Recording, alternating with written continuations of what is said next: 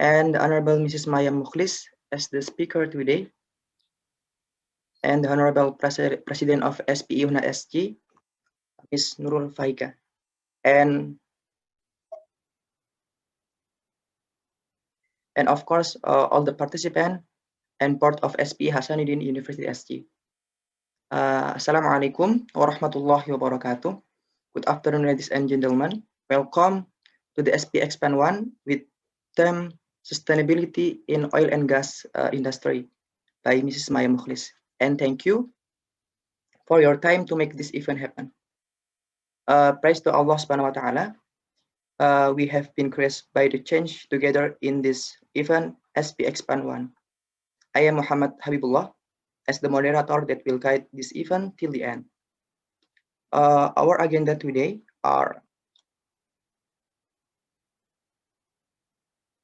the first is opening, second speech by project manager, and speech by faculty advisor of SPI UNAS SG, and then speech and opening by head of Geophysics department, and then speaker CV presentation, and the main agenda presentation by Mrs. Maya Mukhlis, Q&A session, giving certificate of appreciate, and the last documentation and closing. I want to inform that at the end of this event, we will share a link in the chat box as participant and attendance to get SPI Expand certificate. Without further ado, the first speech from project manager to Ms. Chatri Mulyani. The stage is yours. Okay, thank you. The honor head of Geophysics Department of Hasanuddin University, Mr. Muhammad Alimuddin Hamzah, the president of SPI Hasanuddin University Student Chapter, Ms. Nurul Faika, our lecturer, Mr. Muhammad Fauzi Ismullah, the speaker of today's event, Mrs. Maya Mukhlis, and all of the participants. Assalamualaikum warahmatullahi wabarakatuh, and good afternoon, ladies and gentlemen. I am Syahri Mulyani as the project manager of SPI Expand 1. We are very happy with the enthusiasm from all of you to attend this event. On behalf of the organizing committee, I would like to thank Mr. Muhammad Alimuddin Hamzah and our speaker, Mrs. Maya Mukhlis. Thank you for willing to share your experience and knowledge about sustainability in oil and gas industry. Also, thank you for participants that make this event happen. I would like to deliver my appreciation to everyone, especially SPI Expand Teamwork and board of SPI Hasanuddin University Student Chapter, who were in every case more than prepared to offer their help in making this event a success.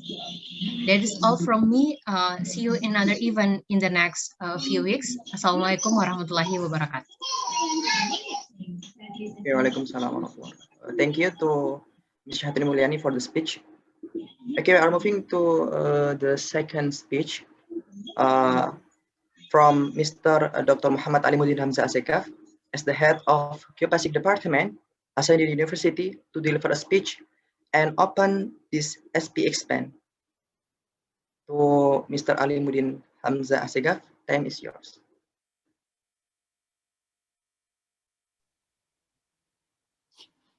Ya, Assalamualaikum warahmatullahi wabarakatuh. Dan selamat siang. Assalamualaikum Bu Maya.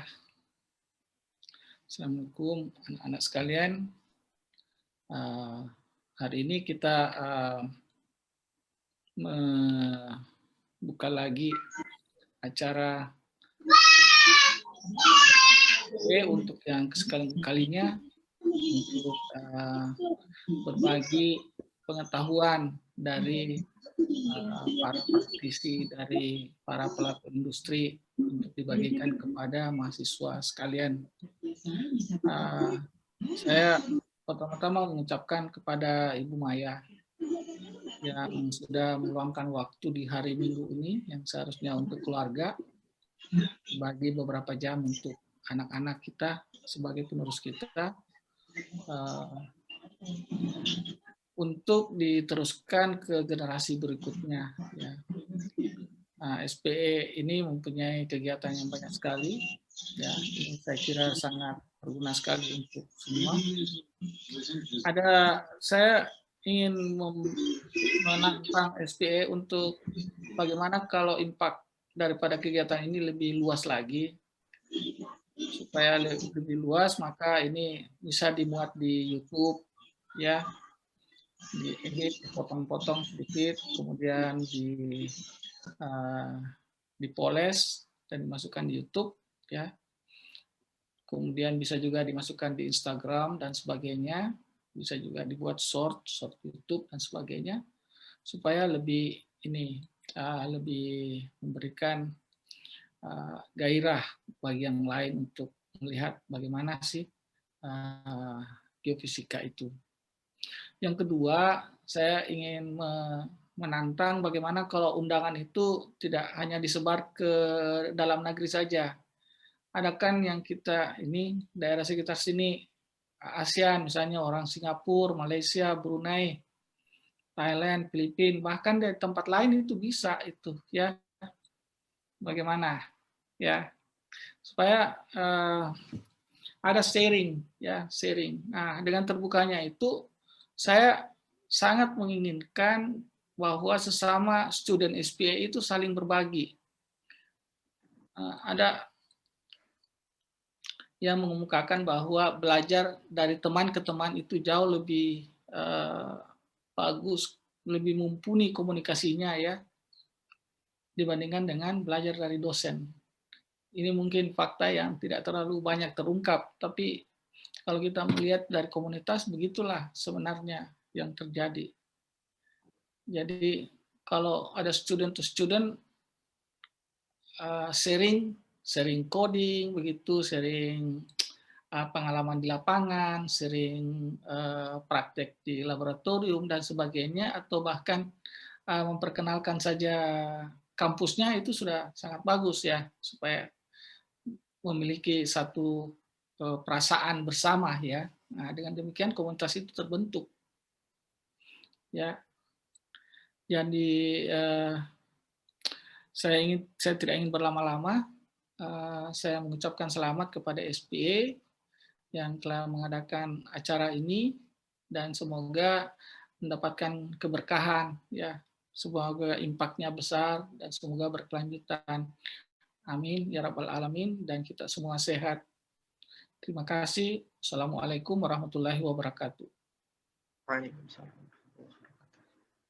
Okay, thank you to Dr. Muhammad Alimuddin Hamzah Asekaf for the speech.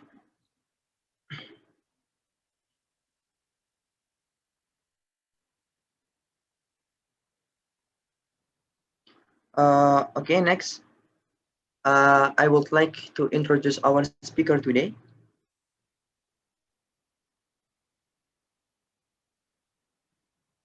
Her name is Mrs. Maya Mukhlis.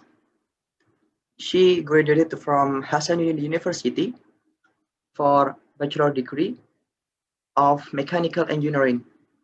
She also graduated from Marden Senior College for vocational class as geoscience, and in 2008 she graduated from University of South Australia for Master in Environmental Management and Sustainability.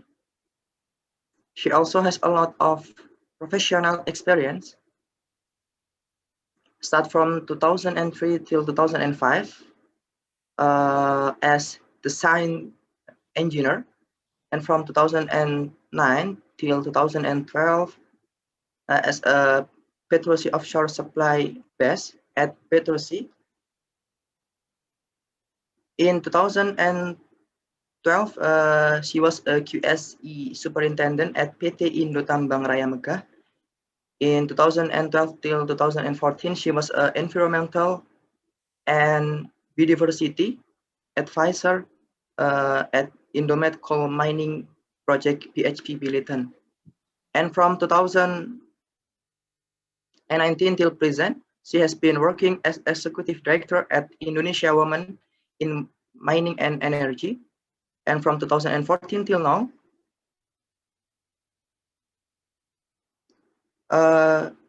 she has been working as environmental specialist at PT Lahai called Adaromet Coal Project. Okay. All right, the next agenda is presentation about sustainability in oil and gas industry by Ms. Maya Mukhlis. If you have any question during the presentation, please kindly send it to the chat box, and then we will discuss about that in Q&A session. Baik para peserta sekalian, untuk sesi kali ini dan tanya jawab akan disampaikan menggunakan bahasa Indonesia. Jika para peserta sekalian ada pertanyaan, bisa menggunakan fitur raise hand atau chat box menggunakan bahasa Indonesia di Q&A session. So I would like to invite Ms. Maya Mukhlis to do the presentation. Time and stake is yours. Ya, terima kasih kepada Adinda ya. Assalamualaikum warahmatullahi wabarakatuh. Selamat siang. Yang terhormat Bapak Alimuddin, selamat siang Pak. Assalamualaikum. Terima kasih telah mengundang ya adik-adik dari geofisik di Fakultas MIPA ya. Sebenarnya saya latar belakangnya itu bekerja di oil and gas industry tidak begitu lama. Jadi saya lebih banyak terlibat di mining industry. Namun kemarin setelah berbincang-bincang dengan salah satu panitia ya, Mbak Nurul, Adek Nurul, itu saya tertarik sebenarnya. Kenapa? Karena akar saya itu di Unhas. Jadi saya sempat berkuliah, tadi sempat disebutkan bahwa saya tamat mesin, tapi sebenarnya saya dari civil engineering. Jadi dari teknik sipil dari tahun 97 sampai dengan 2002 ya. Dan kemudian saya bekerja 2 tahun di Makassar, terus kemudian saya lanjut sekolah dan berkarir di Jakarta. Oke, itu mungkin kira-kira ini ya sedikit perkenalan. Nah, saya ingin sharing screen. Kita deliver presentasinya mungkin dalam bentuk interaktif diskusi saja ya, adik-adik. Sudah kelihatan ya? Ya, sudah terlihat, Bu. Oke. Ya. Oke. Diskusi beberapa waktu yang lalu sebelum kita mulai menyepakati untuk saya bisa mendeliver presentasi ini di depan adik-adik, itu adalah tentang terminologi atau definisi dari sustainability. Saya sempat bertanya kemarin kepada Adinda Nurul, dari sisi mana nih sebenarnya saya ingin menyentuh area sustainability, karena kalau kita bicara sustainability atau berkelanjutan itu adalah hal yang cukup luas cakupannya gitu ya. Nah, namun saya mencoba siang ini akan memberikan ada 2 hal yang ingin saya highlight. Yang pertama overview dari sustainability, definisi dari sustainability sendiri, kenapa diperlukan keberlanjutan ini, dan mungkin yang kedua itu adalah tentang proyek yang pernah saya tangani di perusahaan sebelumnya terkait dengan proyek sustainability. Nah, tadi sudah diperkenalkan ya, saya sudah bekerja di industri ini, di tambang dan oil dan gas, sudah lebih dari 14 tahun. Saya sudah menjalani mulai dari fase eksplorasi, konstruksi, kemudian masuk ke operation ya, mining operation, dan sekarang ada yang memasuki juga tahapan pasca operasi. Spesialisasi saya adalah di lingkungan, kemudian keanekaragaman hayati, dan juga pengembangan berkelanjutan atau sustainable development. Saya graduate dari civil engineering di tahun 2002 di Unhas. Kemudian di tahun 2006 saya dapat scholarship beasiswa dari pemerintah Australia untuk melanjutkan studi master saya di Environmental Management and Sustainability. Kemudian balik ke Indonesia, saya mulai aktif bekerja di bidang tambang dan energi. Kemudian di tahun 2019 saya dan teman-teman itu membentuk satu NGO, jadi lembaga dan profit yang memang fokus kepada kesetaraan gender di industri tambang dan energi. Nah, jadi Women in Mining dan Energy ini itu adalah satu hub di mana kita berkumpul bersama dari berbagai stakeholder ya, dari berbagai pemangku kepentingan yang memang mempunyai concern terhadap kesetaraan gender di industri tambang dan energi. Karena kita tahu bahwa industri tambang dan energi ini adalah industri yang memang didominasi oleh laki-laki. Jadi perempuan-perempuan yang jumlah keterwakilan perempuan di industri ini itu cukup kecil sebenarnya. Jadi berangkat dari isu ini, saya dan teman-teman itu berinisiatif bersama-sama. Selain kami menjadi praktisi di industri ini, kemudian kami juga memikirkan gimana caranya untuk bisa berbuat lebih terhadap masyarakat ya, terutama dengan terkait dengan kesetaraan gender. Di mana kesetaraan gender ini sebenarnya merupakan salah satu aspek dari keberlanjutan atau sustainability. Nanti akan kita lihat ya dari SDG yang telah dikeluarkan oleh United Nations itu apa saja yang menjadi aspek-aspeknya. Salah satunya itu adalah gender. Kemudian saya juga mendirikan satu consulting CEO Kitong Bisa. Kitong Bisa ini lebih banyak sebenarnya kita fokus kepada isu-isu sustainability di area Papua dan Papua Barat. Jadi sekarang ini saya terlibat di beberapa proyek di Papua Barat ya, terutama terkait dengan adanya peraturan daerah khusus Perdasus yang terkait dengan konservasi dan pengembangan berkelanjutan di Provinsi Papua Barat.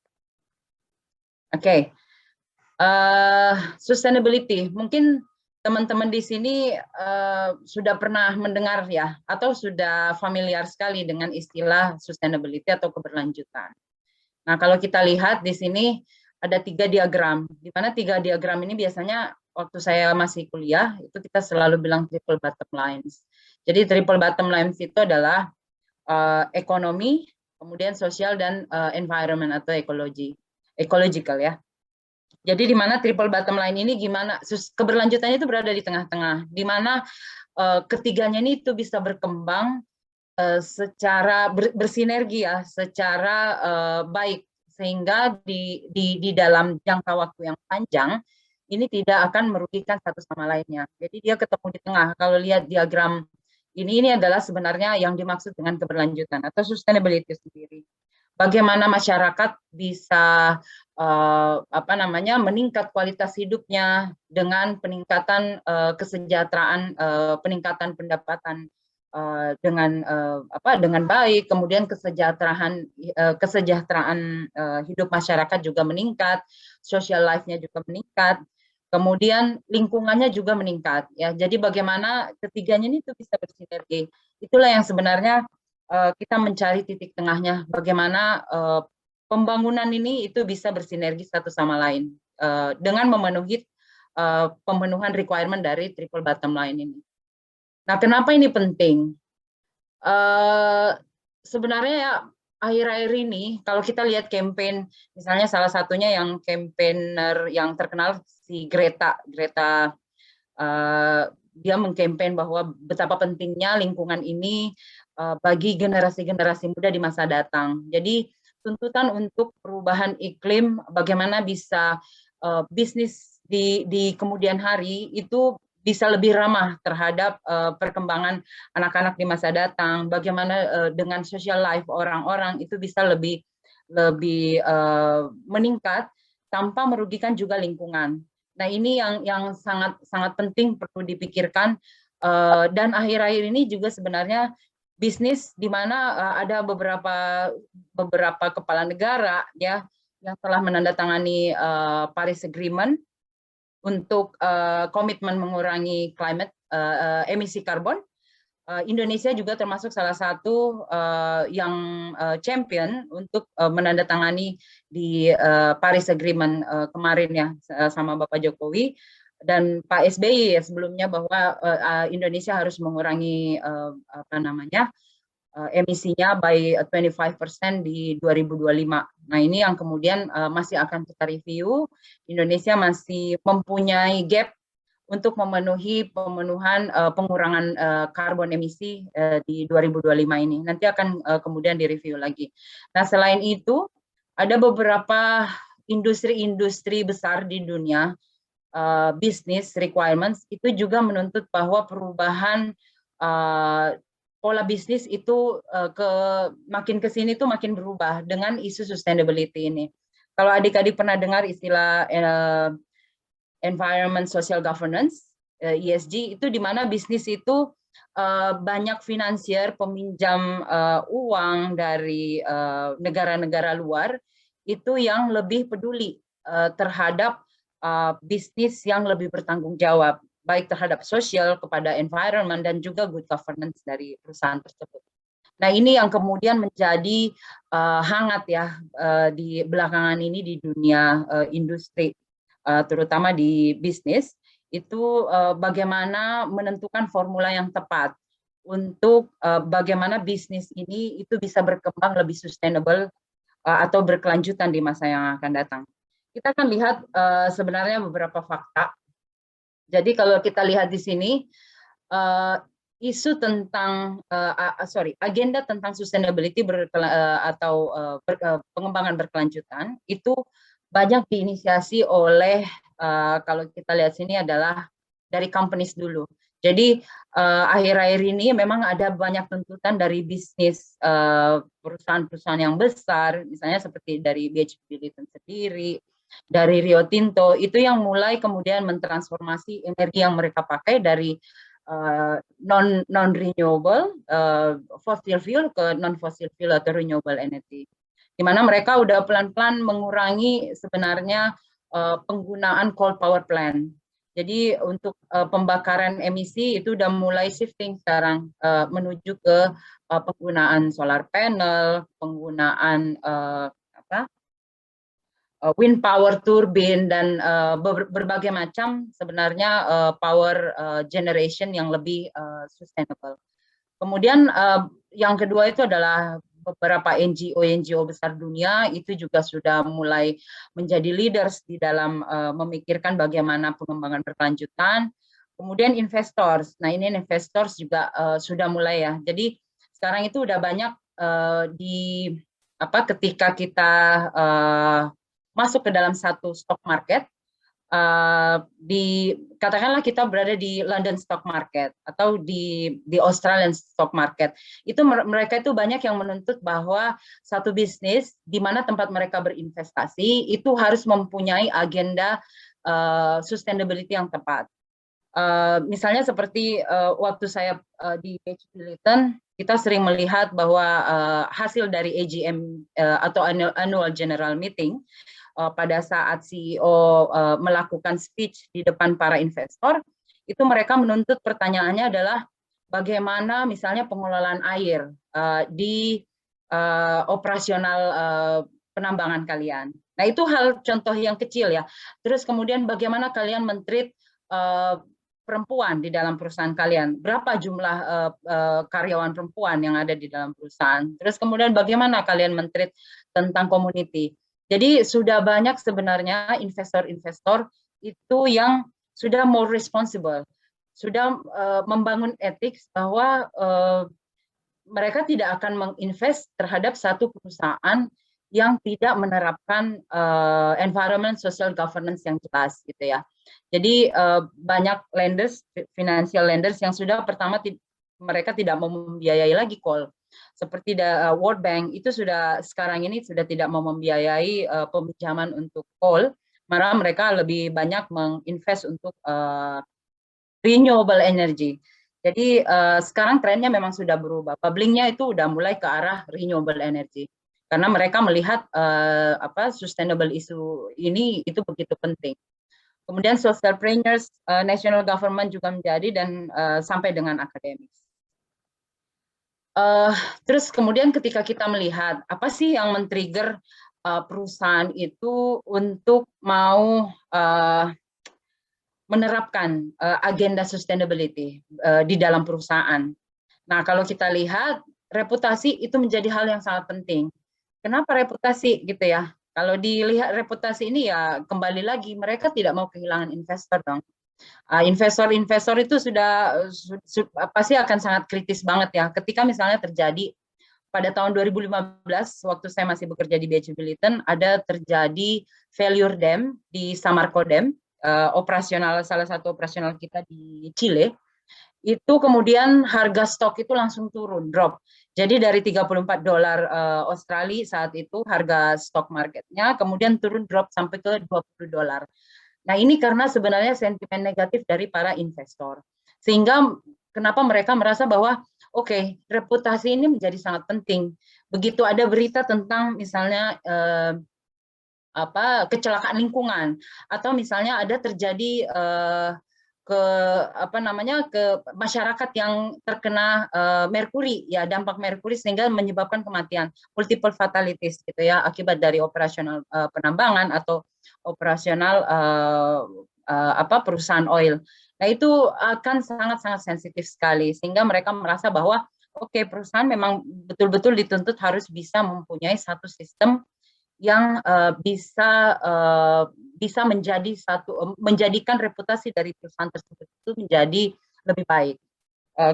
Karena ketika pada saat annual general meeting itu menjadi salah satu concern daripada para stakeholder utama. Kemudian customer demand, jadi dari para market, jadi customer dari satu produk itu juga merasa bahwa saya lebih senang gitu ya untuk melihat bagaimana produk ini itu lebih bertanggung jawab terhadap lingkungan. Kemudian yang ketiga adalah operational risk. Dipercaya bahwa sebenarnya ketika perusahaan itu menerapkan prinsip keberlanjutan di dalam operasionalnya, maka bisa mendatangkan biaya operasional yang jauh lebih efisien dibanding ketika dia tidak menerapkan prinsip berkelanjutan. Nah ini sebenarnya ada banyak perusahaan yang sudah membuktikan. Misalnya ada beberapa perusahaan yang katakanlah dalam gender diversity ya, yang merupakan salah satu prinsip dari sustainability, di mana ketika karyawan perempuan itu bisa bekerja di plan ya, misalnya di bagian maintenance, di mana karyawan perempuan, kalau perempuan itu kan lebih banyak terlibat dengan kegiatan-kegiatan yang lebih detail gitu ya, terus kemudian pencatatan lebih baik, sehingga pada saat karyawan perempuannya lebih banyak gitu ya, jumlahnya itu hampir sama dengan laki-laki di satu departemen, produktivitasnya itu meningkat gitu ya, karena pertama area kerjanya mereka itu lebih bersih, terus kemudian lebih teratur barang-barangnya. Kemudian misalnya untuk operator perempuan, penggunaan bannya itu ketika misalnya kalau laki-laki bawa truk besar, itu kan biasanya lebih sembrono. Katakanlah hours meter dari satu ban HD besar itu, kalau laki-laki misalnya katakanlah 200 jam ya, tapi kalau perempuan itu bisa lebih dari 200 jam. Karena perempuan itu lebih dipercaya lebih berhati-hati dalam membawa kendaraan besar.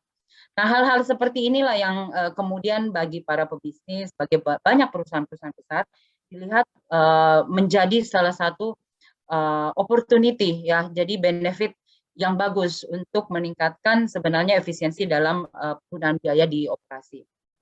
Terus kemudian ada regulatory requirements, jadi ada beberapa peraturan-peraturan di Indonesia juga sebenarnya arahnya itu sudah menuju ke arah berkelanjutan. Seperti yang saya bilang tadi di Papua Barat sendiri tahun 2019 ya, itu dari Bapak Gubernur Domingus Mandacan itu sudah menandatangani bahwa Papua Barat itu adalah salah satu provinsi pertama di Indonesia sebagai provinsi konservasi, di mana 70% dari areanya itu akan didedikasikan sebagai area yang konservasi, dan 30% itu adalah daerah pengembangan. Nah ini kemudian semua bisnis operasi yang semua bisnis, termasuk oil dan gas, di sana kan ada BP, ada Genting Oil, ada Premier dan lain-lain. Ada banyak sih, SKK Migas juga ada di sana. Itu kemudian mereka beramai-ramai bagaimana caranya bisnis yang berada di daerah Papua Barat ini itu bisa mendukung keputusan dari Bapak Gubernur, Bapak Domingus ya. Jadi tuntutan dari requirements regulasi baik Pemda maupun dari pemerintah Bapak Jokowi itu juga sudah mulai mengarah ke pengembangan yang berkelanjutan. Di dalam RPJMN kita, rencana jangka panjang menengah yang dikeluarkan oleh Bappenas, isu tentang keberlanjutan juga itu menjadi salah satu yang disebutkan ya dan menjadi agenda untuk pengembangan ekonomi. Ya, ada yang mau bertanya mungkin? Oke, saya lanjut ya. Mungkin nanti setelah ini baru kita bertanya. Terus kemudian aspek-aspek lainnya ya yang menjadi driver, apa yang menjadi driver bagi sektor ekonomi. Kemudian kita lihat statistik data lagi. Ternyata 66% dari global responden itu diwawancara ya, bahwa 66% itu mereka ingin membayar satu produk yang lebih sustainable. Nah, ini kalau kita lihat angkanya di 2013 itu trennya meningkat ya sampai di 2015 dari 50%, 55 dan 66%. Nah, mungkin teman-teman juga misalnya gini, kalau melihat sekarang ya trennya itu sekarang kalau kita lihat sekarang udah banyak plastik sebenarnya yang biodegradable atau sama sekali tidak menggunakan plastik ya, terutama di Jakarta. Di Jakarta mungkin ketika kita flashback lagi ke let's say 2-3 tahun yang lalu, orang masih banyak pegang kresek ya. Di Makassar terakhir saya kemarin itu masih ada kresek di mana-mana. Misalnya kalau belanja ke Indomaret, Alfamaret masih diberikan kresek. Tapi ketika mungkin teman-teman adik-adik sekalian ke Bali atau ke Jakarta, itu mereka sudah tidak menyediakan sama sekali plastik kresek gitu ya, plastik inilah ya, plastik kantong plastik. Jadi kita kemana-mana kalau mau belanja itu harus bawa sebenarnya tas ini ya, tote bag atau tas ini sendiri gitu ya, reusable bag sendiri gitu, sehingga kemana-mana kita tidak harus menggunakan plastik lagi. Jadi penggunaan untuk sampah plastik itu dipercaya bisa berkurang dan bisa berdampak lebih baik terhadap lingkungan ketika kita mengurangi penggunaan plastik. Nah, ini sih sebenarnya terlihat, mungkin ketika saya dapatkan data di 2015 ke atas, mungkin trennya ini semakin naik, terutama di Jakarta sih dan Bali, dan saya harapkan adik-adik di Makassar juga bisa mengarah ke sini ya, menjadi responsible buyer sebenarnya. Bagaimana kita, apa yang kita konsumsi itu sebenarnya nanti ke depannya akan berdampak terhadap lingkungan gitu ya.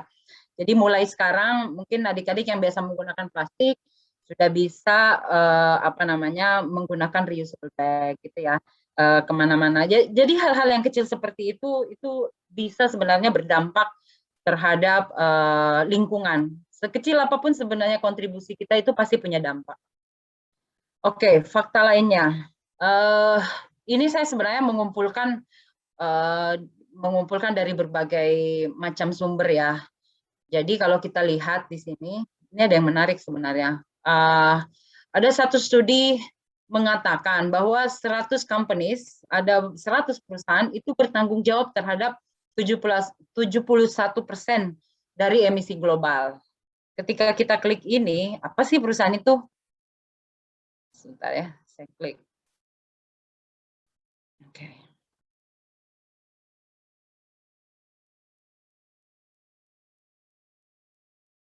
Nah, ini kelihatan ya? Ini masih slide yang... Oh, oke. Saya kayaknya harus stop share dan share yang ini ya.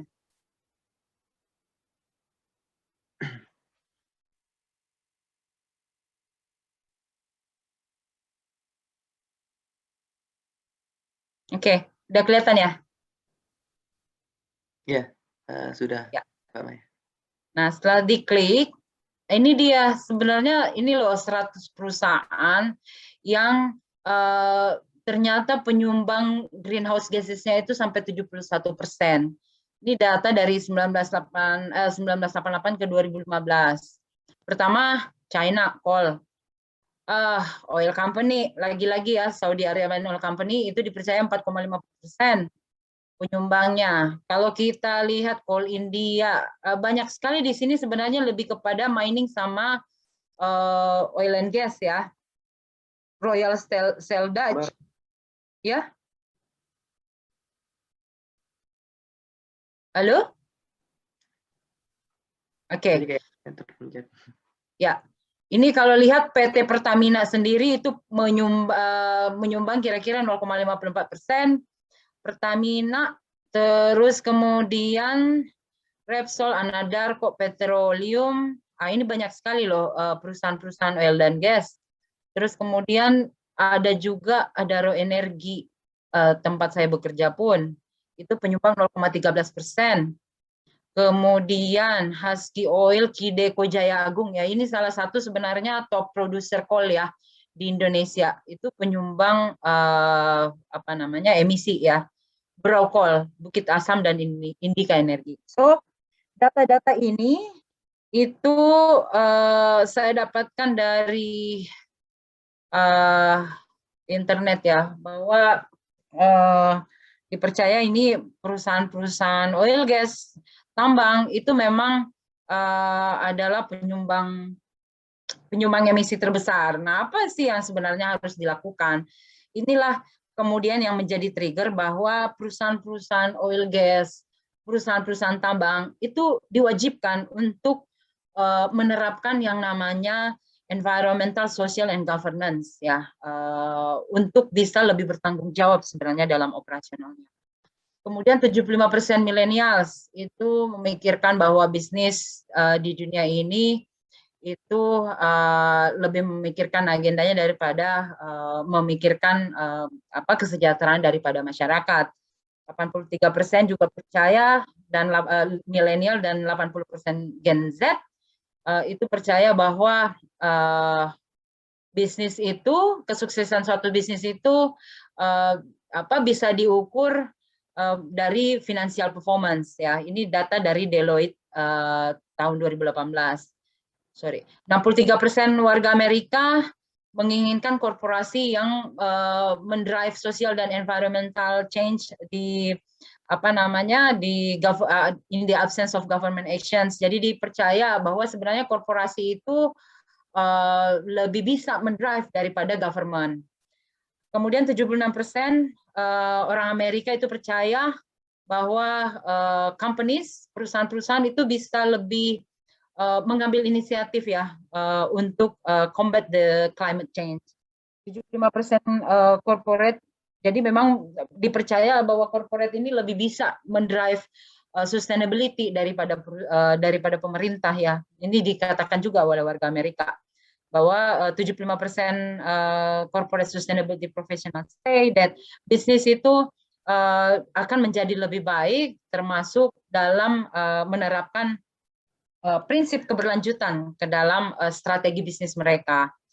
Kemudian 95% packaging plastik itu ekuivalen dengan 120 billion dolar, itu akan ditemukan di 114 aquatic species. Jadi ini misalnya kantong-kantong kresek yang kita bawa itu bisa dikonsumsi ya oleh 114 aquatic species yang ada di dunia ini. Karena memang saking banyaknya sampah plastik. Di mana marine debris ini sebenarnya termasuk salah satu dari isu di dalam SDG.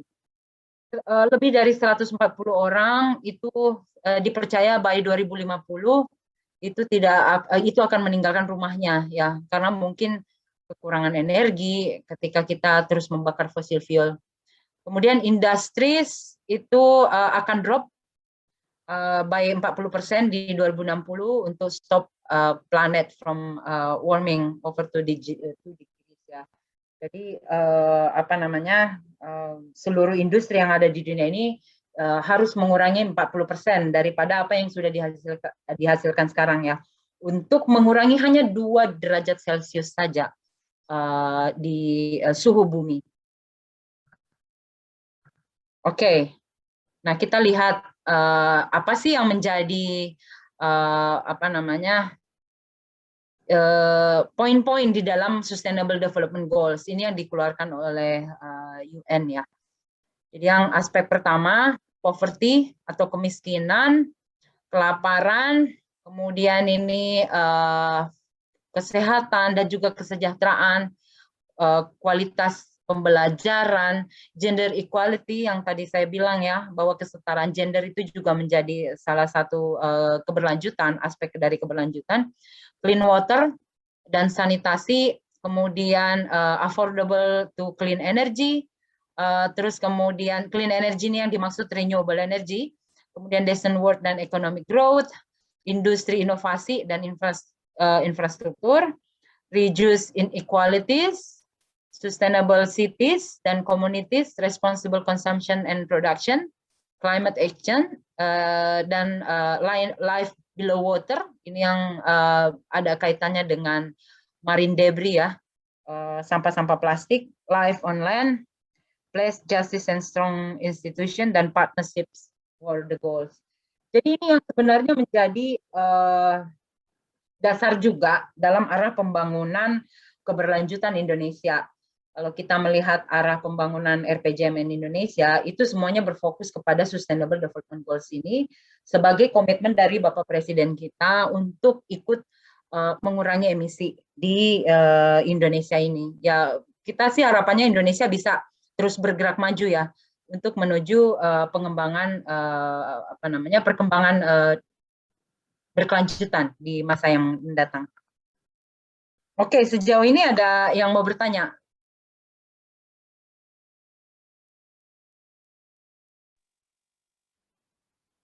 Tadi sebenarnya ada satu orang Mbak yang ini yang boleh, yuk langsung saja. Mas Nugraha. Berikutnya nih saya mau jelaskan tentang proyek yang pernah saya buat. Tapi teman-teman kalau mau diskusi ayo. Iya, boleh bertanya? Boleh. Ya, halo Kak Maya, kenalkan saya Nugraha, saya dari Jakarta. Terima kasih buat committee dari student chapter-nya yang sudah menyelenggarakan event ini dengan baik. Kak Maya, saya ingin bertanya, kan tadi dikatakan bahwa sustainability itu sangat dibutuhkan untuk membangun reputasi dan kepercayaan dari market ya, entahkah itu dia investor, entahkah itu dia pembeli produk kita, seperti itu ya. Nah, saya itu pernah mendengar konsep bahwa reputasi itu diperoleh dari performance ditambah dengan reputasi ditambah dengan sosialisasi yang baik gitu. Jadi bagaimana kita mendelivery performance kita kepada publik dengan baik, itu akan menjadi reputasi. Nah, kalau performance-nya ada di delivery dengan baik kepada publik, maka itu menjadi reputasi. Tapi kalau misalnya performance-nya nggak ada tapi di delivery ke publik, itu akan menjadi hoax gitu kan, seperti itu. Atau kalau misalnya kita punya performance tapi nggak di delivery ke publik, maka dia akan menjadi kayak silent movement seperti itu. Nah, sebetulnya packaging seperti apa sih yang efektif untuk mengkomunikasikan performa sustainability ini kepada publik untuk memperoleh menaikkan reputasi yang diharapkan, seperti itu Kak Maya. Terima kasih Kak Maya. Ya, makasih Denuge. Ya, pertanyaan menarik sih. Sebenarnya ya setiap perusahaan itu punya strategi sendiri dalam mengkomunikasikan hasil dari pencapaian target-target setiap tahunnya. Seperti yang saya bilang tadi di awal, bahwa waktu saya dengan BHU Billiton, kita itu sering dilibatkan pada saat pembuatan yang namanya sustainability report. Jadi setiap tahun biasanya kita akan mencatat semua hasil dari kinerja selama 1 tahun. Baik itu sebenarnya, jadi semua aspek parameter itu yang bisa diatur harus diukur ya. Nah, yang diukur inilah yang kemudian kita bahasakan di dalam satu sustainability report. Nah, misalnya gini, di awal tahun kita itu udah siapkan parameter-parameter yang akan menjadi patokan untuk ukuran. Nah, di akhir tahunnya itu kemudian dilakukan compiling data, kemudian dibuat dalam satu sustainability report. Tapi jadi bukan hanya sampai sustainability report.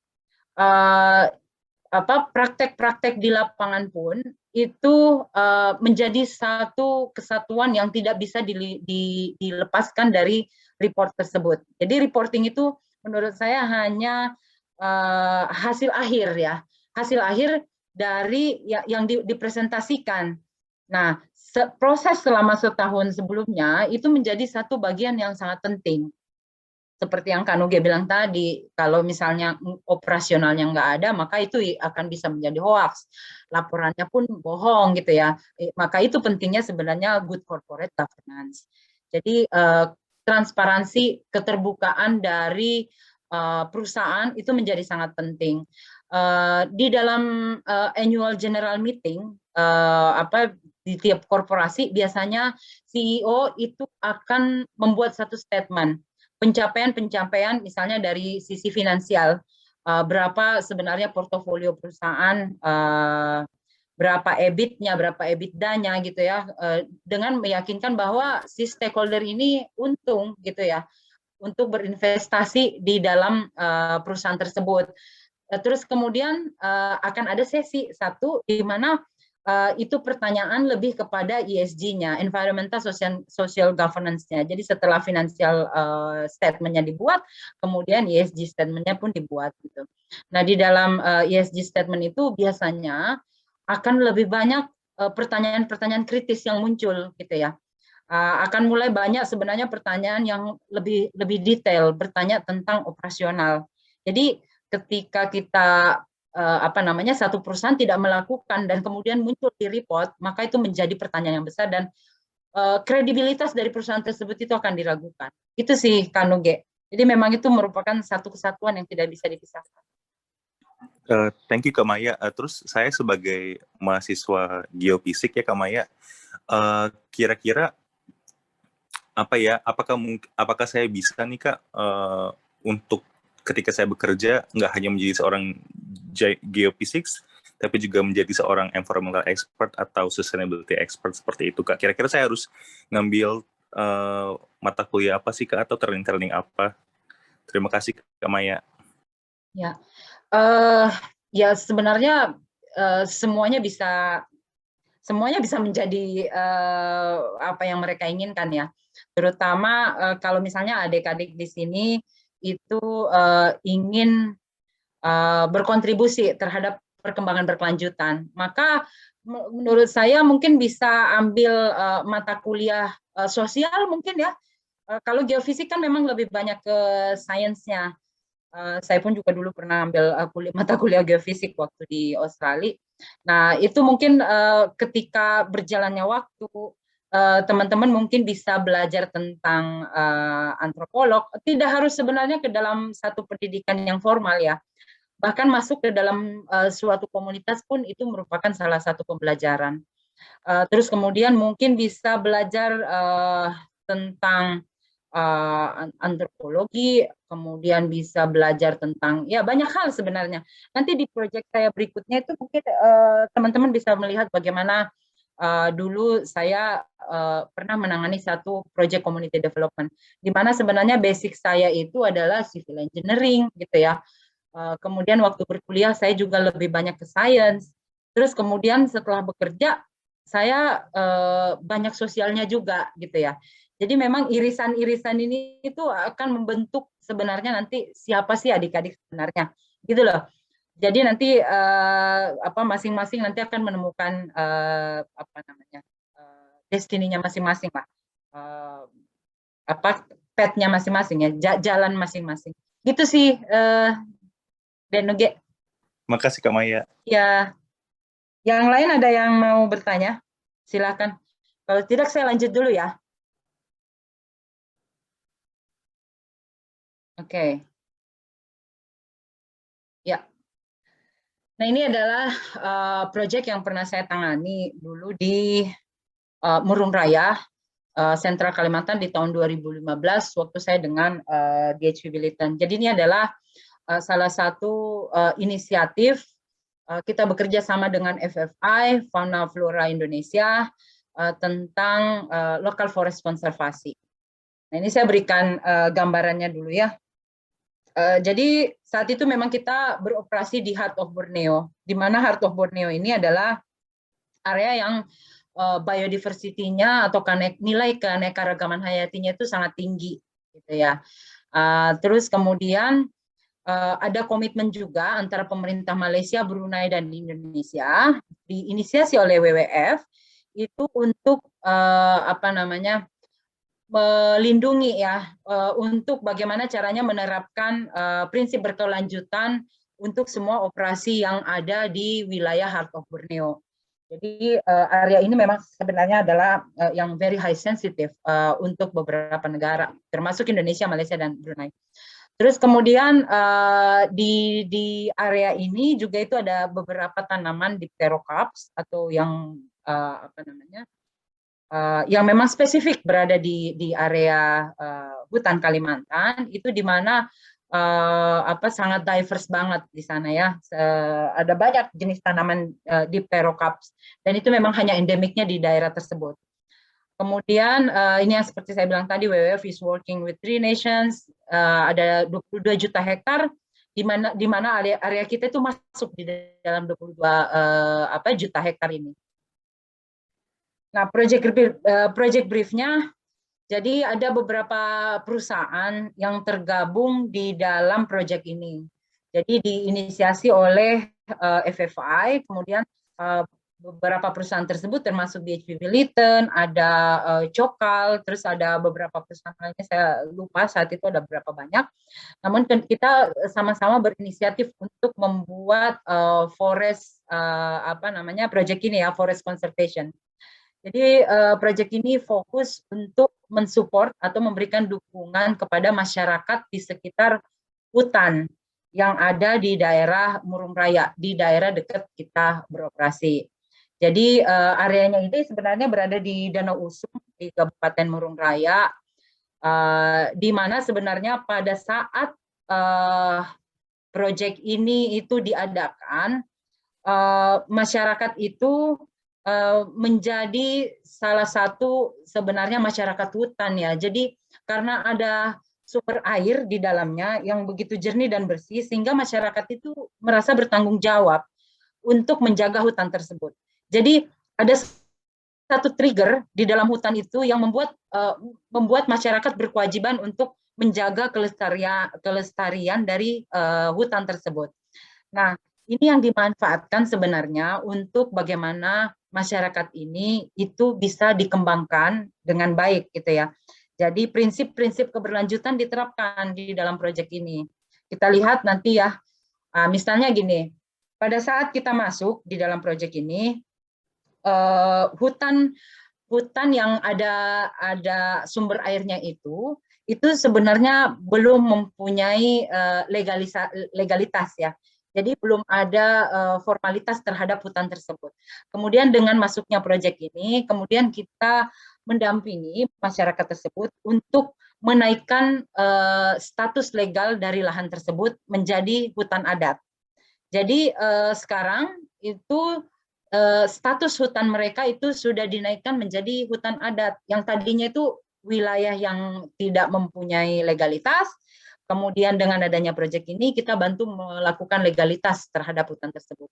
Jadi hutan tersebut itu di Liangkaro, saya sendiri sudah pernah berkunjung ke hutan ini seluas 146, kemudian setelah disahkan itu menjadi 98 hektar.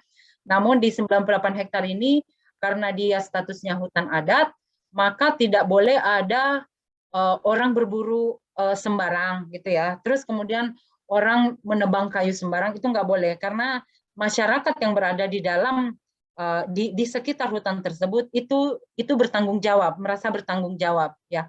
Jadi tugas dari kami itu adalah menumbuhkan ownership ya, kepemilikan dari masyarakat yang ada di sekitar hutan. Yang tadinya memang mereka merasa bahwa hanya air yang menjadi sumber utama, tapi akhirnya kita bisa membuat mereka itu merasa memiliki jangan hanya air, tapi hutan. Hutan ini adalah tempat mereka hidup. Karena memang kita tahu bahwa orang Dayak di Kalimantan sendiri itu adalah secara tradisi mereka itu adalah berburu dan kemudian juga bercocok tanam, ya, memancing. Itu adalah nilai tradisi yang diturunkan sejak nenek moyang mereka. Nah, ini dengan adanya proyek ini kita tidak merubah tradisi mereka karena sudah turun temurun. Jadi kita hanya memperkuat dari sisi legalitas. Jadi mendapatkan apa itu namanya, hutan adat, terus kemudian masyarakatnya masih tetap bisa berburu, tapi berburu dengan cara yang lebih berkelanjutan, gitu ya. Terus kemudian apa namanya, air, jadi air itu biar bisa mendatangkan hak ekonomi, kemudian air tersebut itu dikelola di hilirnya, jadi bukan di hulunya, tapi di hilirnya. Kemudian mereka membuat yang namanya apa namanya, sistem pengairan, ya, sistem pengairan di hilir. Itu kemudian mereka menerapkan apa itu namanya, sistem berbayar kepada petani-petani pengguna air tersebut. Jadi adanya sistem-sistem yang bagaimana bisa hutan tersebut, keberadaan air tersebut itu bisa mensupport kehidupan mereka secara ekonomi. Jadi dari sistem legalitasnya pun itu mereka terjamin tidak melanggar hukum. Terus kemudian dari sisi lingkungannya pun hutan itu tetap terjaga karena mereka merasa bagian dari hutan tersebut. Terus secara ekonomi mereka bisa mendapatkan manfaat dari adanya air, sumber air di dalam hutan tersebut. Kemudian, nah, karena si ibu-ibu ini atau masyarakat ini merasa bahwa hutan ini harus saya jaga. Ini adalah inisiatif mereka loh, yang melakukan penanaman sendiri.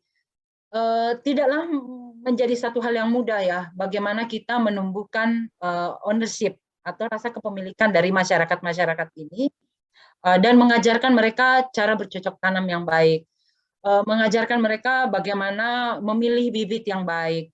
Jadi ini kalau lihat ini ada saya bersama ibu-ibu di desa.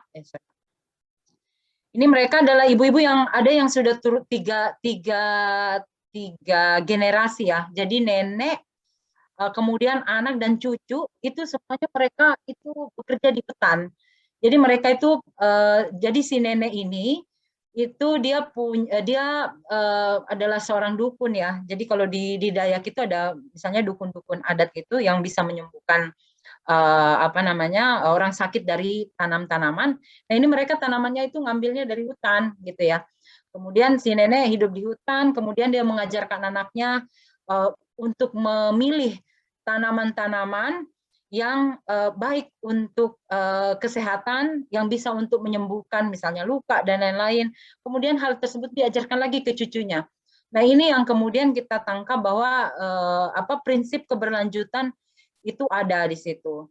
Karena kita tidak merubah lifestyle atau gaya hidup dari masyarakat hutan ini, mereka terus bisa menjadi masyarakat hutan, tapi mereka bisa mendapatkan manfaat dan juga mendapatkan nilai secara ekonomi, ya, dari adanya hutan ini.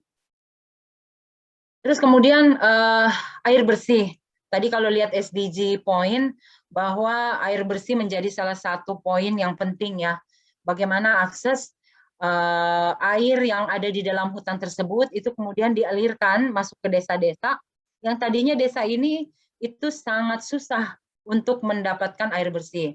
Kemudian dengan teknologi kita bantu berikan teknologi dan kemudian mengirimkan air itu ke desa-desa dengan air yang kualitas bersih. Jadi air dari hutan kemudian masuk ke desa-desa. Kemudian kesehatan ibu, anak, dan keluarga itu menjadi meningkat karena adanya air bersih ini. Jadi betapa pentingnya air bersih itu bagi kesejahteraan penduduk, ya. Pertama dalam hal sanitasi, dalam hal kebersihan keluarga, itu menjadi meningkat dengan adanya program ini. Terus kemudian ini yang selalu bapak-bapaknya lakukan. Mereka itu melakukan monitoring hutan, ya, atau patrolling, misalnya menjaga hutannya itu dari adanya pembalakan liar atau orang-orang yang mau menebang hutan secara liar. Ini dilakukan secara rutin oleh masyarakat yang tinggal di sekitar hutan untuk menjaga hutan mereka itu tetap lestari ya.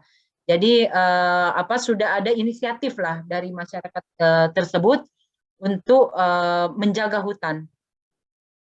Terus kemudian kita juga membentuk desa hutan ya, di mana di desa hutan ini kita juga membuat satu koperasi. Nah, di koperasi ini kan ada ibu-ibu yang memang hidup dari hasil hutan, itu kemudian kita bentuk satu koperasi, kita berikan pelatihan tentang finansial literasi tentang bagaimana penggunaan keuangan, mengatur keuangan, karena kita tahu kalau misalnya rata-rata penduduk desa, karena kekurangan pengetahuan, mereka apa yang ada hari ini biasanya habis. Nah, dengan adanya proyek ini, kita itu mengajarkan kepada mereka bagaimana caranya mengelola keuangan yang baik. Sehingga bisnis itu bisa tetap sustain sampai beberapa tahun ke depan.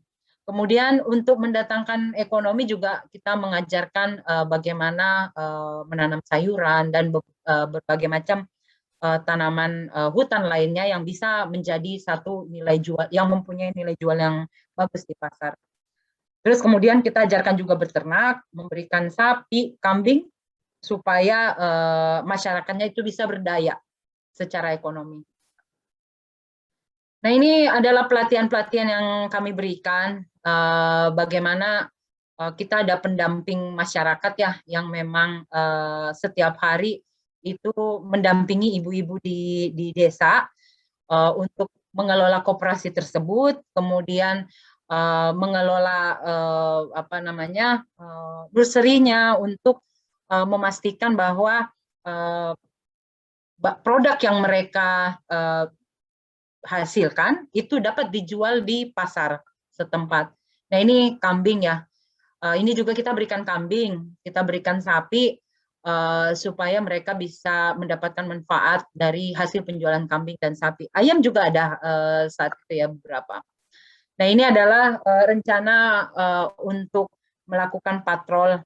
Jadi biasanya bapak-bapak yang melakukan wildlife patrol ini, kita ajarkan bagaimana caranya membaca peta, bagaimana caranya membuat peta. Jadi memetakan, membuat peta, dan kemudian mengidentifikasi hasil daripada monitoring tersebut itu masuk ke dalam peta. Jadi ada transfer pengetahuan yang kita lakukan kepada masyarakat desa ini untuk bisa lebih saintifik ya, lebih bisa lebih terpetakan dengan baik, sehingga mereka ada pembekalan pengetahuan dari hasil proyek ini. Nah, adik-adik, kira-kira itu presentasi saya siang ini. Nah, mungkin ada pertanyaan, ayo silahkan kita berdiskusi atau mau sharing silahkan.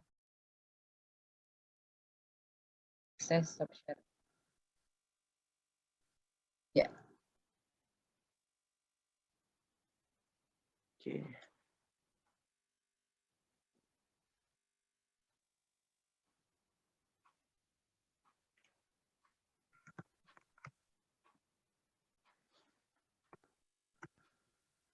Okay, thank you very much to Mrs. Maya Mukhlis for the presentation. We are moving to Q&A session. Anyone who have a question can use raise hand mode in this Zoom. If you have any question, you can send it to chat box. Atau bahasa Inggris. Para teman-teman yang tidak bertanya kan persilahkan. Ini ada yang raise hand. Yang tadi.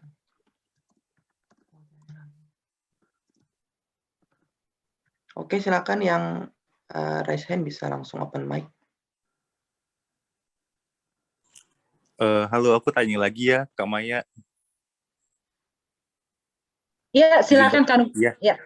Kak Maya, aku tuh kan kuliah sambil ikut organisasi gitu ya, organisasi lingkungan gitu. Sebut saja namanya Hijau Damai. Salah satu. Mungkin dia advokasinya, gerakannya lebih keras kali ya kayak gitu.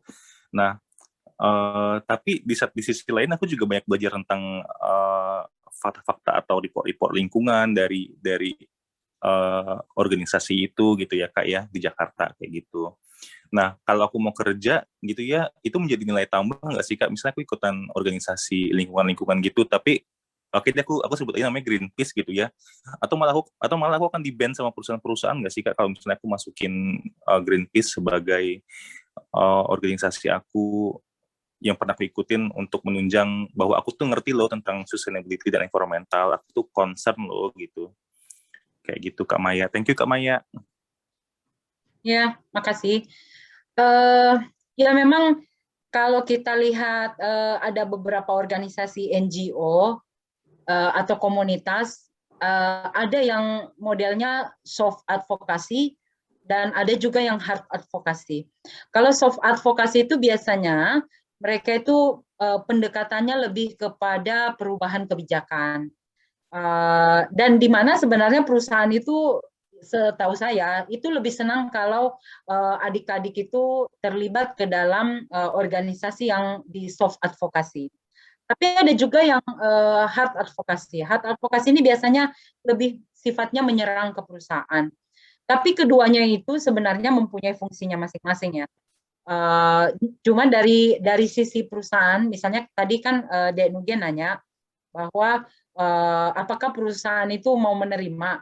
Nah, kalau saya boleh jujur bilang ya, kalau saya menempatkan diri saya sebagai perusahaan, saya nggak akan mau meng-hire orang yang sifatnya itu akan menyerang perusahaan. Karena kan perusahaan juga akan memikirkan, aduh reputasi bagi perusahaan itu menjadi hal yang nomor satu.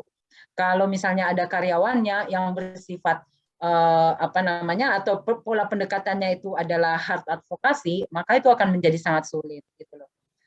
Kalau misalnya ditanya apakah mudah mendapatkan akses ke perusahaan, menurut saya bergabung dalam satu komunitas itu menjadi hal yang positif ya. Pertama, bisa meningkatkan networking atau jaringan adik-adik sekalian untuk bisa mendapatkan link akses. Akses itu tidak harus dalam link itu tidak harus dalam bentuk job opportunity ya. Namun misalnya untuk masuk ke dalam lembaga riset gitu ya, akses untuk bisa sama-sama melakukan survei, bisa sama-sama melakukan riset yang dimana kemudian nanti itu akan menentukan sebenarnya arah karir dari adik-adik sendiri gitu ya. Nah, menurut saya sangat penting sekali untuk adik-adik sekalian memperluas jaringan melalui komunitas-komunitas yang mungkin ada. Gitu sih, teman-teman yang lain ada? Terima kasih Kak Maya. Iya. Oke. Mungkin dari teman-teman partisipan lain yang mau bertanya, bisa langsung open mic. Kalau memang tidak mau open mic, bisa juga ditanyakan ditulis di chat box. Kami persilakan kepada para peserta.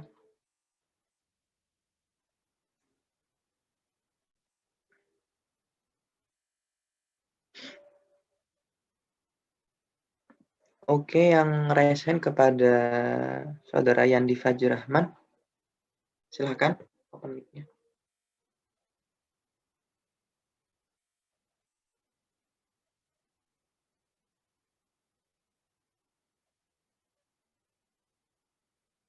Silakan Kak Yandi Fajri Rahman. Bisa langsung disampaikan pertanyaan.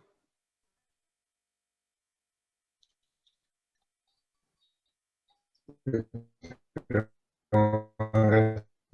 kasih Bang Habib untuk kesempatannya. Izin bertanya Bu, ini kan rencananya saya mau fokus ke bidang minyak, tapi melihat mohon maaf, Kak Yandi, terus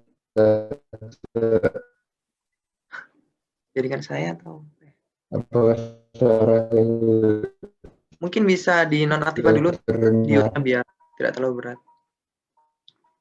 Karena suaranya terputus-putus.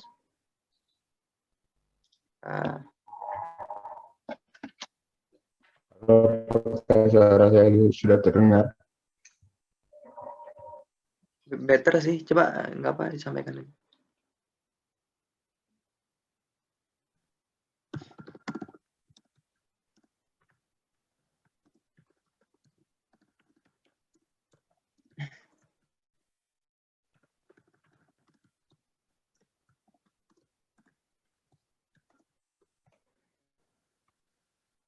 Mungkin karena jaringan ya, jadi berat tadi menyampaikan. Mungkin dari peserta yang lain, kami persilahkan jika ada pertanyaan.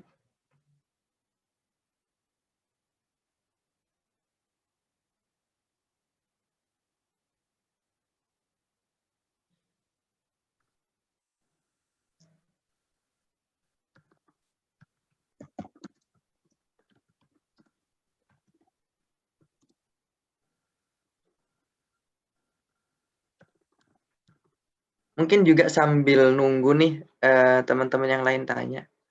Ini saya mau tanya moderator boleh ya, Bu Maya? Boleh, silakan. Ini kan tadi mengenai sustainability ya, jadi di oil and gas industry. Dan tadi juga Bu Maya juga singgung mengenai renewable energy juga. Sebenarnya renewable energy itu kan bisa jadi sebuah threat ya, bukan threat sih, challenge sih di masa mendatang untuk oil and gas industry gitu. Apakah oil and gas industry itu perlu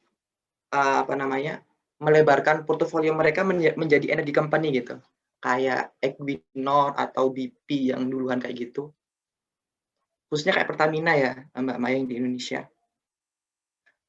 Apalagi dengan pertimbangan kita juga udah komitmen tuh di Paris Agreement gitu untuk mengurangi emisi dan sebagainya, dengan pertimbangan juga potensial RI di Indonesia itu juga besar gitu. Apa perlu ya dengan berbagai indikator yang ada gitu? Ya, ya menarik sih sebenarnya kalau melihat industri oil dan gas dewasa ini ya. Karena kalau melihat harga crude oil aja udah tidak populer lagi ya. Ini sebenarnya harga batu bara dengan harga crude oil itu selalu paralel naiknya, turunnya juga sama gitu ya. Nah, kalau kita lihat sebenarnya tuntutan akan energi bersih itu dewasa ini itu makin kencang ya. Di mana sudah ada target, kemarin saya baru baca berita bahwa di Indonesia itu by 2022 PLN yang basisnya adalah coal power plant itu sudah tidak akan beroperasi lagi. Di Cina malah sudah men-shutdown banyak daripada coal power plant mereka dan berniat untuk mendiversifikasi ke dalam bentuk energi yang lain gitu ya. Di Indonesia sendiri untuk renewable energy, untuk supply energi, saya melihat arahnya kalau di Makassar, di Sulawesi Selatan pernah lihat di Desa Tolo, Jeneponto enggak ya? Pernah jalan nggak ke sana? Nah, di sana ada wind turbine-nya cukup besar. Di Sidrap juga ada, itu dikelola sama, kalau Sidrap kalau nggak salah UPC ya, UPC Renewable Energy. Kemudian di Tolo itu sama Vena Energy, yang dimana sebenarnya itu sudah bisa menggantikan untuk coal power plant supply ke Jeneponto, Takalar, kalau saya nggak salah ada juga sebagian Makassar disuplai dari wind turbine di Jeneponto. Terus kemudian di Parepare juga akan sementara dibangun, di mana nanti sebenarnya industri-industri oil gas yang memproduksi crude oil itu nanti sebenarnya nanti marketnya sudah tidak ada lagi sih sebenarnya ya. Kalau dilihat sekarang itu BP sendiri kalau di daerah Babot Tangguh sana, terakhir yang saya tahu mereka sudah tidak ada crude oil lagi, tapi mereka fokusnya di gas. Di BHP Billiton sendiri, waktu saya di BHP Billiton, kemudian mereka shutdown semua portofolio coal. Kemudian untuk crude oil bisnis unitnya itu di shutdown juga, diganti dengan shale gas. Jadi perusahaan itu memang akhir-akhir ini kalau saya lihat memang udah mulai mendiversifikasi ya. Jadi kalau gas itu dipercaya memang masih bisa. Geothermal itu juga menjadi salah satu source dari renewable energy. Terus kemudian shale gas di Bintuni sana, di daerah Teluk Bintuni, BP beroperasi, mereka juga gas. Untuk yang crude oil mungkin masih ada beberapa ya, cuma saya tidak update datanya. Waktu terakhir saya kerja di offshore supply base itu, Blok Mahakam total saat itu mereka udah selesai ya, sudah diambil alih sama Pertamina. Terus kemudian shutdown, Anadarko juga udah nggak ada juga. Exxon juga sudah shutdown di situ. Sekarang sudah Blok Mahakam udah full diakuisisi sama Pertamina gitu, udah diambil alih. Jadi memang sekarang itu trennya adalah di gas dan juga sebenarnya untuk renewable. Bahkan untuk BHP Billiton, sekelas BHP Billiton pun itu sudah shifting their energy ke solar panel farm. Jadi kemarin saya lihat ada di bisnis portofolio mereka itu ada satu bisnis unit renewable energy business unit, mereka udah shifting 100%. Kalau nggak salah operasi di Chili ya, kalau saya nggak salah ya, itu mereka udah menggunakan 100% dari solar panel. Gitu kira-kira.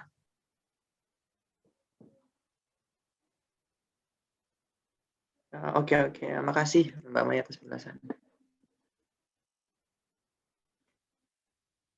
Oke, dari teman-teman yang lain, silakan kalau mau bertanya atau tadi ada sesuatu yang kurang jelas ketika presentasi bisa ditanyakan di sini.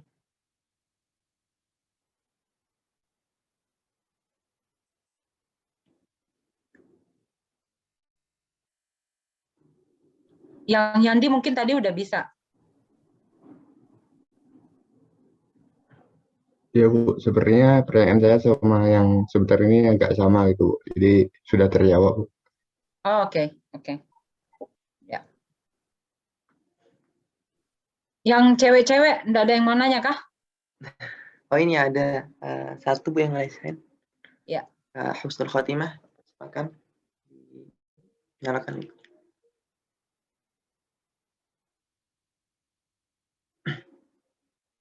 Silakan Kak Husnul. Iya. Assalamualaikum warahmatullahi wabarakatuh dan selamat sore Kak Maya dan teman-teman. Jadi saya Husnul Khotimah dari Unhas. Jadi yang mau saya tanyakan sendiri ini sebenarnya lebih kepada pengalaman Kak Maya sendiri di industri yang lebih kebanyakan itu di sustainable energy.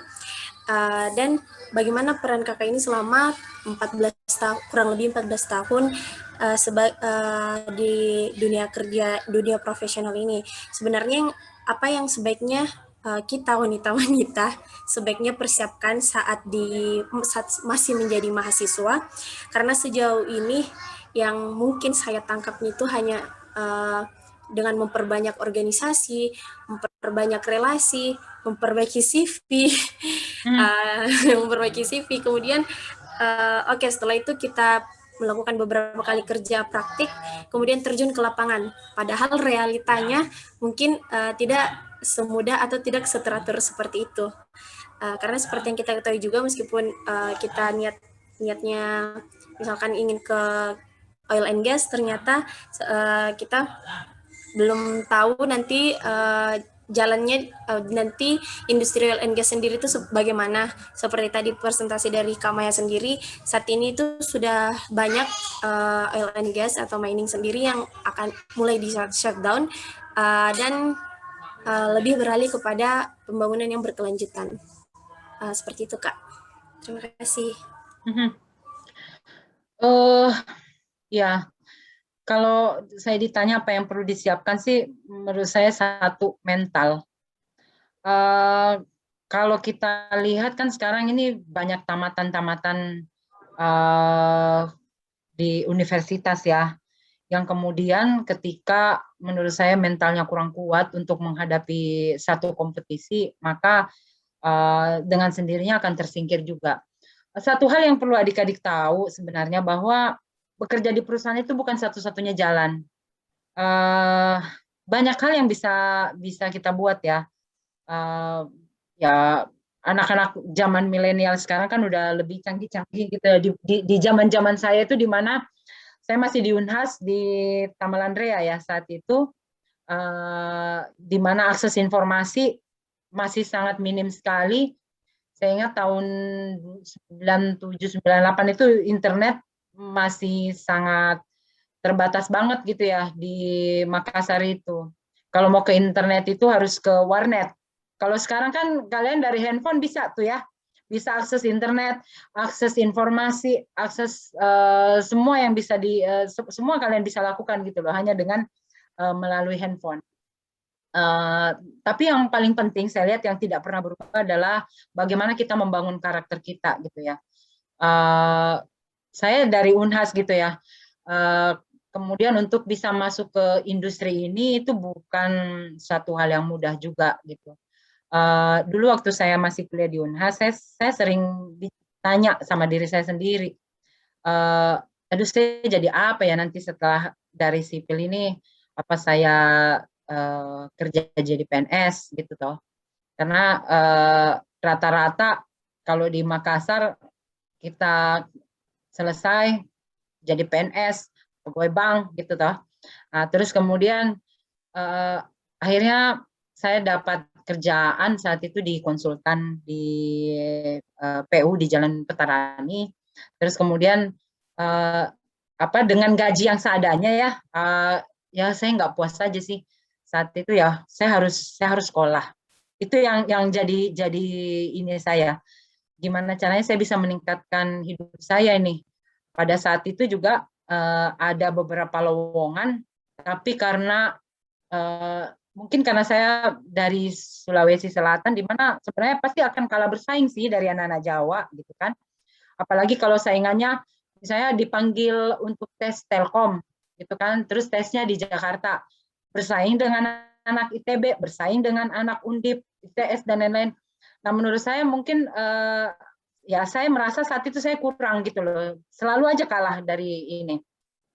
Nah, berangkat dari kegagalan itulah sebenarnya saya merasa bahwa oke, saya harus meningkatkan level saya dengan bersekolah gitu ya. Nah, kebetulan saat itu memang ada beasiswa. Nah, beasiswa alhamdulillah saya lulus gitu ya. Tapi memang saat itu saya kekeh sekali sih bagaimana caranya saya bisa sekolah S2. Karena kalau saya nggak sekolah, hidup saya maka begini-begini terus gitu ya. Seorang engineer, tamatan insinyur, anak paling tua di keluarga, kalau yang nggak sekolah, hidup saya begini-begini terus dengan gaji segini-gini aja gitu kan, maka saya harus memperbaiki tahapan hidup saya gitu ya. Terus kemudian saya ingat saat itu di salah satu pewawancara dari beasiswa nanya ke saya, kenapa kamu harus saya berikan beasiswa ini gitu ya. Nah, terus saya jawab, Bu, ibu ini adalah salah satu profesor dari LIPI kalau saya nggak salah ya. Jadi beliau mewawancara saya pada saat mau keterima beasiswa itu. Terus saya bilang di Makassar ini Bu, kita bisa meningkatkan kualitas hidup kita kalau ada di dalam 3 hal. Saya bilang gitu. Yang pertama, keluarga kita dari keluarga yang kaya gitu ya. Terus kemudian bapak ibu saya artinya berasal dari keluarga yang kaya, kemudian harta yang cukup banyak sehingga saya bisa meningkat kualitas hidup. Yang kedua, saya dikelilingi oleh orang-orang yang bisa meningkatkan atau mendapatkan akses ke perusahaan yang lebih baik. Terus saya nggak punya 2 ini Bu, tapi saya punya yang ketiga. Ibu itu nanya, apa yang ketiga itu? Saya punya motivasi Bu, gitu kan, untuk mau bersekolah. Saya tahu lewat sekolah saya bisa meningkatkan taraf hidup saya bilang gitu kan. Akhirnya ibu itu merasa, oke, kamu benar, dia bilang gitu kan. Oke, saya kasih kamu beasiswa ini gitu. Nah, dari situlah sebenarnya ya itu menurut saya jawaban yang paling jujur dari saya. Saya pun berasal bukan dari keluarga yang latar belakangnya kaya gitu ya. Keluarga saya pas-pasan, ibu saya, bapak saya itu pegawai negeri aja gitu ya.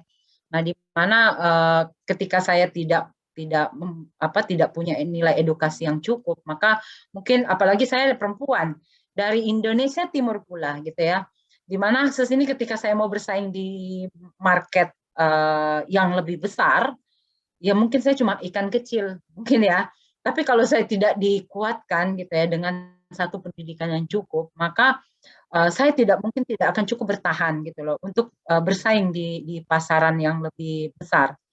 Nah, makanya saya berkeinginan kuat sekali saat itu untuk sekolah. Nah, itu yang saya ingin pesan saya untuk adik-adik sebenarnya ya, be kreatif, melihat peluang itu ada di mana saja gitu ya. Untuk sekolah, untuk buat usaha sendiri, entrepreneurship sendiri gitu ya, menjadi entrepreneur sendiri, atau mau menjadi dosen, tidak harus kalian harus bekerja di satu perusahaan, tapi memanfaatkan peluang-peluang yang ada di sekitar kita selama kita mempunyai mental yang bagus ya, mental untuk mau terus maju gitu ya, jangan berada di dalam zona nyaman begitu lama dan menikmati zona nyaman tersebut gitu ya, tapi teruslah untuk mau maju, itu yang penting sekali yang adik-adik harus bangun, menurut saya itu.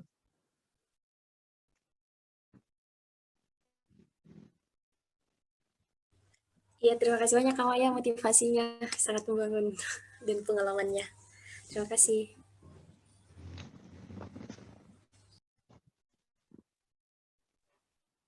Oke, untuk teman-teman yang lain, kalau mungkin masih ada pertanyaan. Oke, kepada Kak Nurul Faika, silakan nyalakan mic-nya. Sebelumnya, apakah suara saya terdengar jelas? Ya, terdengar. Ya, baik, terima kasih atas kesempatan yang diberikan oleh moderator. Saya mau bertanya, Bu, tadi di awal-awal dijelaskan mengenai kondisi kerjanya Ibu yang bekerja di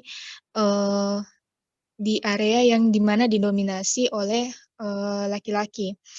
Nah, yang mau saya tanyakan, mungkin Ibu bisa sharing-sharing aja dari Ibu, bagaimana caranya memposisikan diri sebagai istilahnya masuk di dunia kerja yang notabene itu dunia pertambangan misalnya itu didominasi oleh laki-laki, Bu.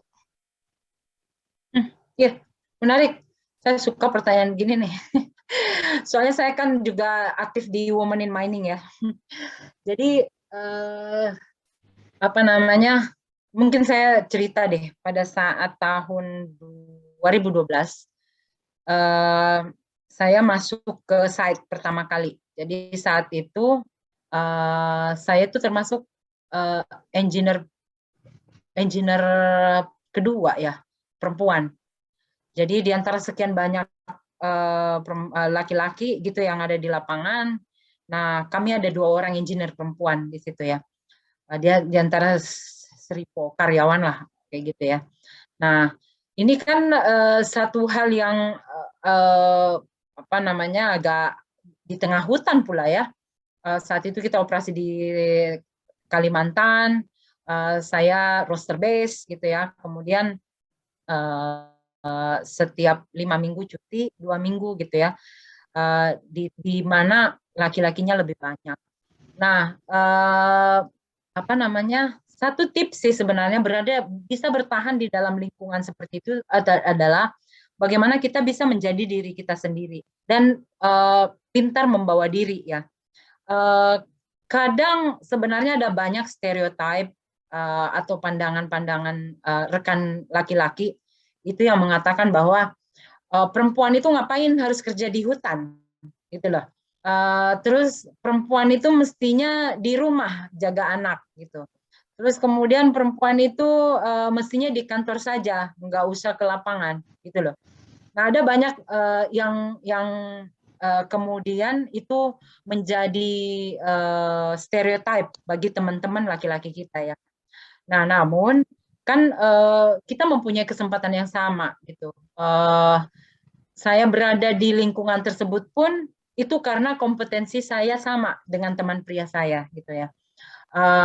Dan tidak ada perlakuan istimewa yang kami dapatkan dalam hal kompetensi, masalah kemampuan, masalah menginterpretasi suatu data, itu kita mempunyai kemampuan yang sama, bahkan terkadang perempuan lebih gitu ya.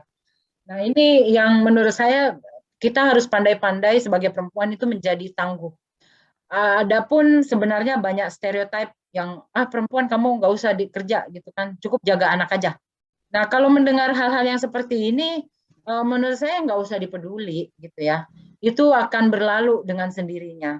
Tanggapan-tanggapan itu akan berlalu dengan sendirinya. Yang penting adik-adik bisa menjadi diri adik-adik sendiri, bisa mendatangkan manfaat bagi keluarga adik-adik gitu ya, terutama bagi diri sendiri gitu ya. Jadi apapun yang orang katakan, menurut saya maju terus. Memang kita susah untuk mau merubah mindset dari budaya patriarki di Indonesia ini kan begitu kental. Nah, ini kita susah mau merubah itu, tapi kita bisa merubah mindset kita. Kita bisa membangun mental kita yang kuat gitu ya. Nah, itu yang menurut saya adik-adik yang ketika nanti sudah bekerja di lapangan, di mana rekan-rekan laki-lakinya itu lebih banyak daripada jumlah perempuannya, menurut saya pandai-pandailah membawa diri gitu ya, pandai-pandai menjaga diri, membawa diri, dan tunjukkan juga bahwa kalian bisa bersaing gitu loh, dan mampu untuk bekerja dengan baik sebaik laki-laki. Itu sih nasihat bagi saya ya buat adik-adik perempuan, terus maju dan jangan takut menghadapi tantangan gitu loh. Maju terus saja.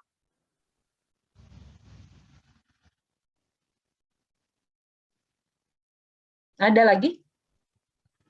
Baik, Bu. Terima kasih atas jawabannya, Bu.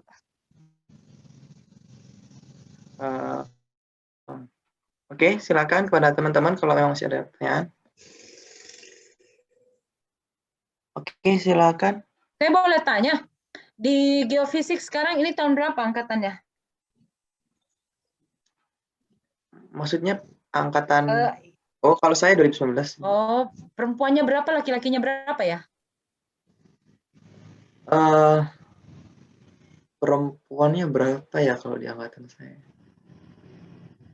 Lebih banyak perempuannya sih daripada laki-laki. Intinya lebih banyak perempuan, tapi lupa kalau jumlah spesifiknya saya lupa. Dulu saya di Sipil Unhas tahun 97 itu perempuan 18, laki-laki itu 120. Yang sedikit sih. Oke, ada yang mau tanya lagi? Jadi silakan yang raise hand. Silakan nyalakan mic-nya. Tadi namanya. Oke, mungkin yang lain juga, kalau memang masih ada yang perlu dijelaskan kembali, bisa langsung nyalakan mic-nya.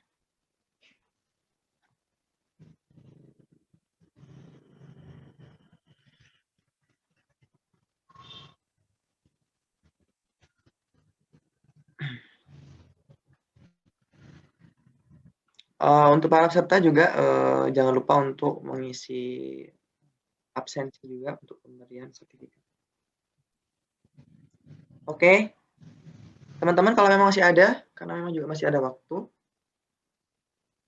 Kalau memang tidak ada, kita langsung ke agenda selanjutnya.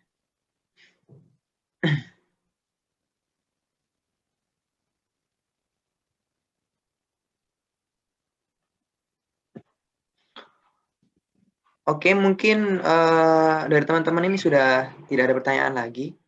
Saya ingatkan untuk mengisi absensi untuk nanti pemberian sertifikat pada para peserta.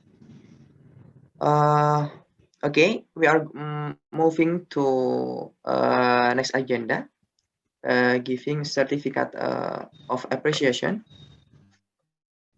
Okay, to our President, Ms. Nurul Fahika. Will give certificate of appreciation to our speaker today. Please, Ms. Nurul Fahika, time and place. is yours.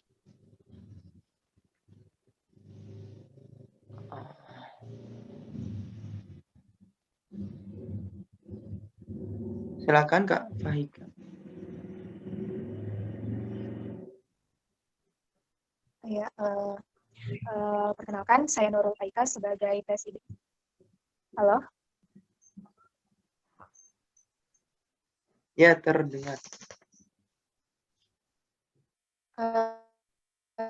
Suara saya Kayaknya berat kalau ada videonya, Kak. Ya, langsung saja. Nah, Terima kasih banyak Bu untuk waktu.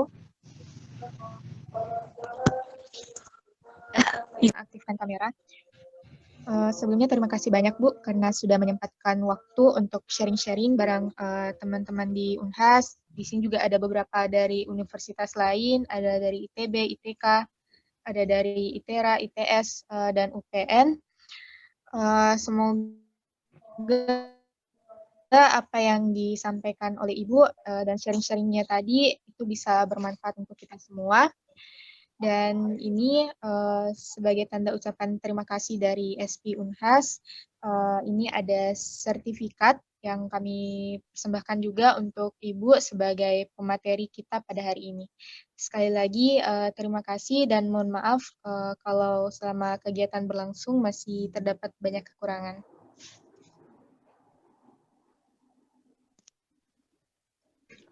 Okay. Thank you very much to Mr. Faika.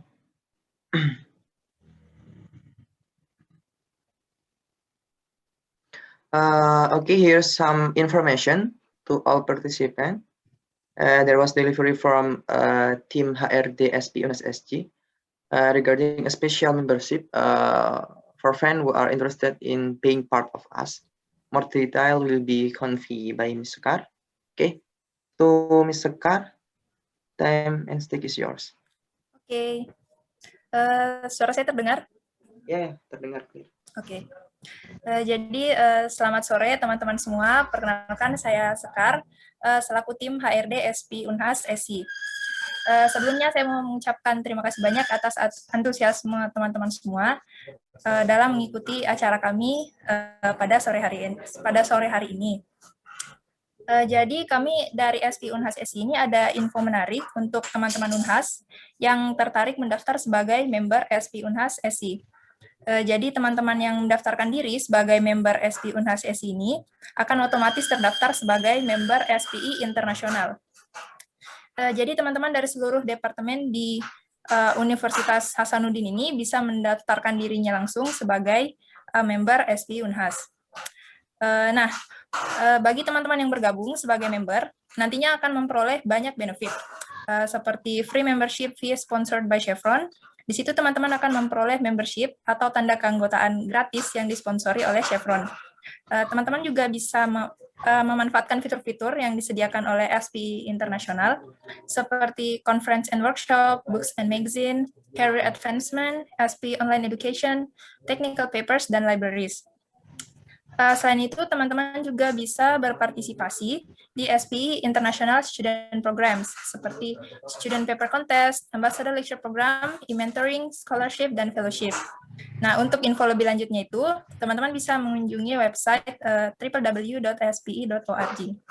Nah, bagi teman-teman yang ingin mendaftarkan dirinya sekarang untuk menjadi member SPI Unhas SI, bisa langsung mengisi form feedback yang telah disediakan oleh panitia.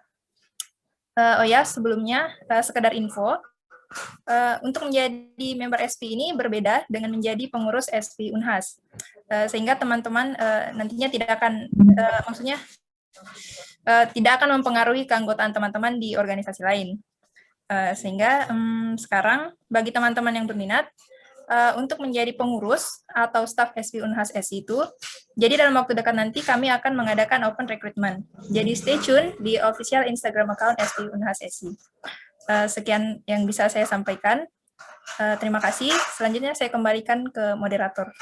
Terima kasih. Okay, thank you very much to Sekar. about information SP student membership.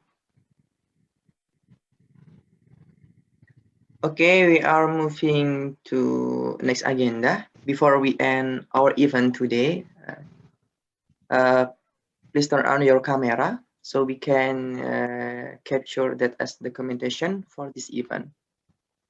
Jadi teman-teman silahkan untuk menyalakan kameranya untuk dokumentasi hari ini.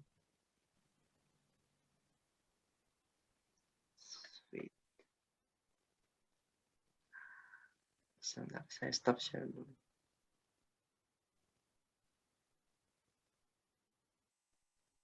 Oke, teman-teman yang bisa nyalakan kameranya, mohon dinyalakan untuk keperluan dokumentasi.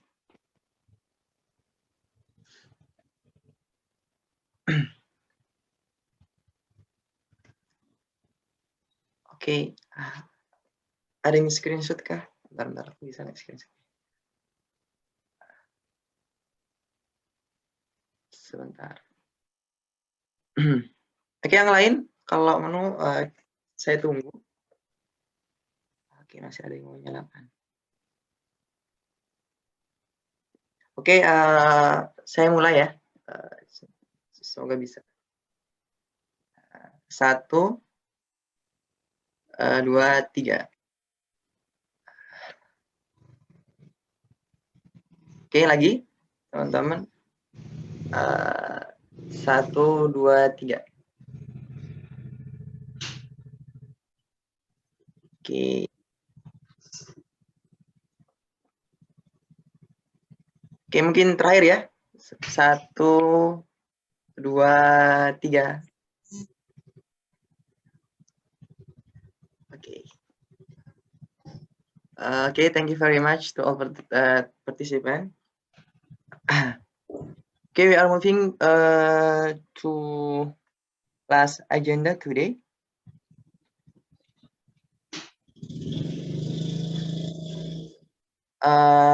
It's been a pleasure being with all of you today. Hopefully you learned something from this event. Thank you everyone for gracing our event today with your presence.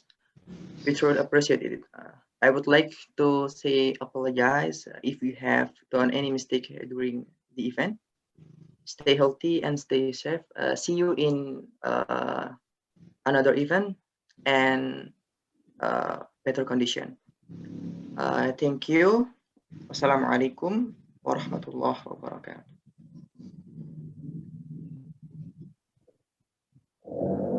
Terima kasih, Bu. Oke, terima kasih teman-teman. Ya, terima kasih.